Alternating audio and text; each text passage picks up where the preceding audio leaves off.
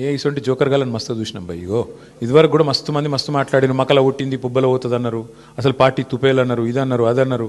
వాళ్ళందరి పక్కలో బల్లెం బీఆర్ఎస్. ముట్టుకోమని ఎక్కడైనా ఒకటి ముట్టుకొని చూడమని చూద్దాం మేము కూడా. ఎందుకంటే వాళ్ళు మర్చిపోతున్నారు 10 ఏళ్ళు మేము కూడా అట్లాంటి పాలిటిక్సే చేస్తే కాంగ్రెస్ నామరూపాలు లేకుండా పోయేది. ఇవాళ పాపం ఆయన అక్కస్సు ఆయన బాధ అంతా ఏంటంటే ఆయన పాపం కాంట్రాక్ట్ పద్ధతిలో అవుట్సోర్సింగ్ పద్ధతిలో సీఎం అయిండు పేమెంట్ కోటాలో. ఆయన బాధ అంతా ఏంది, సొంత ఐడెంటిటీ లేదు, ఇంకా ఎవరు గుర్తుపడతలేరు, ఇంకా కూడా గుర్తుపడతలేరు పాపం. గుర్తుపట్టకపోతే యాక్టర్లను జైలు వేస్తాడు, యాక్టర్లు పోయి బతిమలాడుకోకపోతే జీవోలు ఇయ్యాడు. ఆయన ఐడెంటిటీ క్రైసిస్లో ఉన్నాడు. ఆఖరికి ఏదో హార్వర్డ్ పోయి చదువుకుంటాడట, మరి చదువుకొని వచ్చి ఏం చెప్తాడో తెలియదు నాకు. కానీ ఇప్పుడు హార్వర్డ్ పోయి చదువుకున్న కన్నా మరి లాగుల తొండలు లేకపోతే అదేంది మెడల పేగులు ఇవన్నీ బంద్ అయితే అని ఆశిస్తున్నాం. గుడ్లు వీకుడు ఇవన్నీ బంద్ అయితే మంచిది. ఆడపోయినాక కూడా మరి ఇప్పుడు ఇంగ్లీష్ వచ్చిన వాళ్ళని తిడతాడు, నాకు ఒకటి తెలియక అడుగుతా.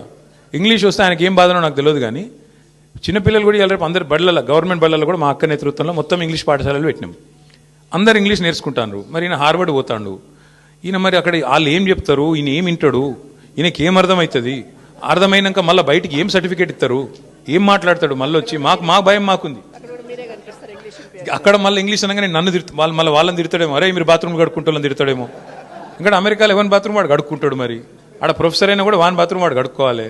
కాబట్టి మరి ఈయన పోయి ఏం నేర్చుకుంటాడు, ఏమవుతుంది చూడాలి. మరి 30 తారీఖు నాడు నేనైతే అనుకుంటున్నా రేవంత్ రెడ్డి గారు కొత్త మనిషి వస్తాడేమో. ఆ కొత్త మనిషి ఏమైనా కొత్త మాటలు ఏమైనా చెప్తాడా, మళ్ళీ గదే చెత్త మాటలు చెప్తాడా చూద్దాం. Thank you. జై తెలంగాణ.